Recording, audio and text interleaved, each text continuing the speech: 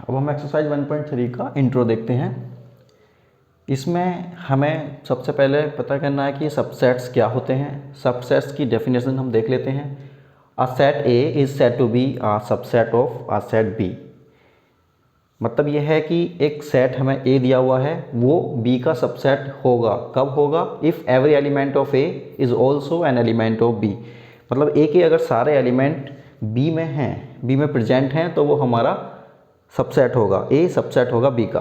और इसे रिप्रेजेंट करते हैं इस तरह से, ये साइन होता है इसका रिप्रेजेंट का, और इसे इस तरह से हम रीड करते हैं A is a subset of B. और अगर ए सबसेट बी का नहीं है तो हम इसे इस तरह से रिप्रेजेंट करेंगे, A is not the subset of B. इस तरह से इसमें कट कर देते हैं। सपोज करो कोई एक ए एलिमेंट है जो ए के अंदर है और ए इसका बी का सबसेट है, तो ये ए एलिमेंट जो है हमारा बी के अंदर भी प्रेजेंट होगा। एक एग्जांपल से समझते हैं कि एक हमें सेट दिया हुआ है ए, इसके अंदर एलिमेंट है हमारा 1, 3, और एक बी सबसेट सेट दिया हुआ है, इसके अंदर हमारे एलिमेंट है 1, 5, 9, और एक सी हमें सबसेट दिया हुआ है, इसके अंदर एलिमेंट ये वाले हैं। अब देखो क्या ए सी का सबसेट होगा या नहीं, देखते हैं। देखो ए के सारे एलिमेंट बी के अंदर प्रेजेंट होने चाहिए। देखो बी के अंदर नहीं है लेकिन सी के अंदर है, तो ए के अंदर है हमारा 1, 3 और सी के अंदर भी 1, 3 है। तो हम इसे ऐसे लिख सकते हैं कि A is the subset of C.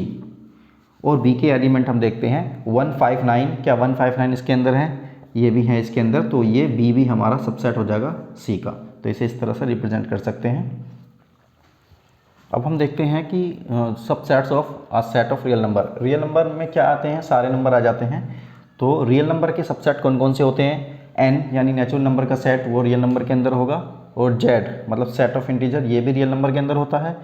और सेट ऑफ रेशनल नंबर, ये भी हमारा रियल नंबर के अंदर होगा। मतलब रियल नंबर के सारे सबसेट हैं। इसे इस तरह से भी रिप्रेजेंट कर सकते हैं। एन यानी natural number is the subset of real number, और Z is the subset of R, और Q is the subset of R. इस तरह से हम रिप्रेजेंट कर सकते हैं इन्हें। अब ये हमारे कुछ इंटरवल्स हैं जो कि हमारे रियल नंबर के सबसेट के हैं। इसमें फर्स्ट नंबर पे आता है हमारा ये वाला ए कोमा बी, से हम बोलते हैं ओपन इंटरवल। और इसका ग्राफ इस तरह से बनता है, ये वॉइड रहेगा यहाँ पर ए और बी, और इसे इस तरह से रिप्रेजेंट करते हैं। यानी x की जो वैल्यू होगी वो a से ग्रेटर होगी और b से लेस देन होगी। और इस वाले को हम बोलते हैं क्लोज इंटरवल। क्लोज इंटरवल में क्या होता है? a और b दोनों इंक्लूड होते हैं, और इसमें हम इसे इस तरह से रिप्रेजेंट करते हैं। मतलब x की वैल्यू क्या होगी?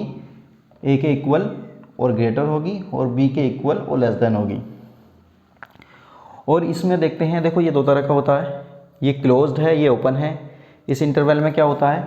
a वैल्यू तो इंक्लूड होगी लेकिन b इंक्लूड नहीं होगी, b एक्सक्लूड होगी। तो इसे इस तरह से रिप्रेजेंट करते हैं। x की वैल्यू जो होगी हमारी a के इक्वल और ग्रेटर देन होगी, और b से लेस देन होगी।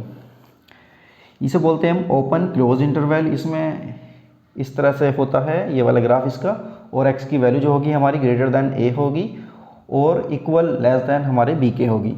ये इस तरह के 4 टाइप के हमारे इंटरवल्स होते हैं। अब हम देखते हैं पावर सेट क्या होता है। पावर सेट, इसकी डेफिनेशन पढ़ लेते हैं। The collection of all subsets of a set A is called the power set of A. मतलब जो हमारा सेट ए है उसके अंदर कितने सबसेट बन सकते हैं, उसका कलेक्शन को हम कहेंगे पावर ऑफ अ सेट। इसे इस तरह से रिप्रेजेंट करते हैं।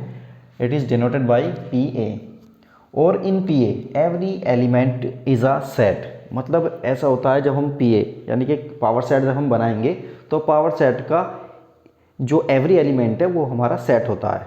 देखिए एक एग्जांपल से समझते हैं। एक हमें सेट दिया हुआ है सेट ए, जिसके एलिमेंट है 1, 2, और इस ए सेट का हमें पावर सेट बताना है। तो इसे इस तरह से रिप्रेजेंट करेंगे, P A the power set of A equal, है ना।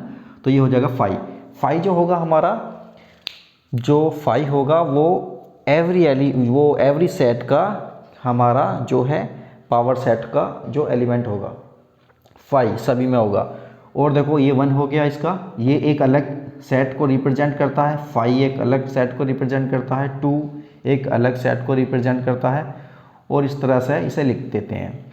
और इसके अंदर टोटल एलिमेंट कितने होंगे पावर सेट के अंदर, टोटल एलिमेंट कितने होंगे, इसके लिए हम एक छोटी सी कैलकुलेशन करते हैं। The number of elements in power set, power set में कितने एलिमेंट है 1 2 3 4, कैसे पता करेंगे हम, तो n power set of A यानी कि total number of element of power set of A, formula होता है 2 the power m, where m number of elements in set A, set A में जितने भी एलिमेंट हैं वो क्या है m की वैल्यू होगी। जैसा इसे ही हम कैलकुलेट कर लेते हैं, यहाँ पे m की वैल्यू बताओ 1 और 2, यानी कि m की वैल्यू कितनी है 2। तो नंबर ऑफ एलिमेंट्स कितने होंगे इसके अंदर, नंबर ऑफ एलिमेंट्स हो जाएंगे 2 की पावर m, मतलब 2 की पावर 2 मतलब 4। तो टोटल एलिमेंट कितने हुए 1 2 3 4 एलिमेंट हो गए। इस तरह से हम कैलकुलेट कर सकते हैं। छोटे जो सेट होते हैं जिनके अंदर कम एलिमेंट होते हैं उन्हें तो हम ऐसे भी काउंट कर सकते हैं, लेकिन बड़े जो सेट होंगे जिनके अंदर ज़्यादा एलिमेंट है उन्हें इस तरह से काउंट करना थोड़ा मुश्किल हो जाता है। तो इसलिए हम क्या करेंगे, फॉर्मूले का यूज़ करेंगे और टोटल सेट या टोटल एलिमेंट इसके अंदर कितने होंगे वो आसानी के साथ हम बता सकते हैं। अब हम देखते हैं यूनिवर्सल सेट, इसे हम कैपिटल यू से रिप्रेजेंट करते हैं। ये एक ऐसा सेट होता है जिसके अंदर उस सेट के सारे एलिमेंट प्रेजेंट होते हैं। जैसे ये रिलेटेड होता है किसी से, हर सेट के लिए हो सकता है यूनिवर्सल सेट अलग हो, तो इसे जो रिप्रेजेंट करने का तरीका है वो इस तरह से देख सकते हैं कि एक हमें सेट दिया हुआ है जिसके अंदर हमारे कुछ एलिमेंट्स हैं 1 2 3 4 5 और 10 तक दिए हुए हैं। तो ये जो है किसका सबसेट हो सकता है, तो हम कह सकते हैं कि जो इसका यूनिवर्सल सेट होगा वो क्या होगा, सेट ऑफ नेचुरल नंबर्स, यानी कि नेचुरल नंबर का जो हमारा एक सेट है उसके अंदर ये सारे के सारे प्रेजेंट होंगे। तो इसके लिए यूनिवर्सल सेट हुआ सेट ऑफ नेचुरल नंबर्स। ऐसे ही हम एक एग्जांपल और देख लेते हैं, the set of right triangles. Right triangles का जो सेट है वो कहाँ से लिया गया है, ओबियस है, हम कह सकते हैं the set of triangles. Set of triangle एक बड़ा सा सेट होगा जिसके अंदर बहुत सारे टाइप्स के हमारे ट्राइंगल्स होंगे, वहाँ से हमने कौन से वाले सेट ले लिए, राइट ट्राइंगल्स ले लिए। तो इसके लिए हमारा जो यूनिवर्सल सेट होगा सेट ऑफ ट्राइंगल्स होगा, या सेट ऑफ पॉलीगन्स भी बोल सकते हैं, जिसमें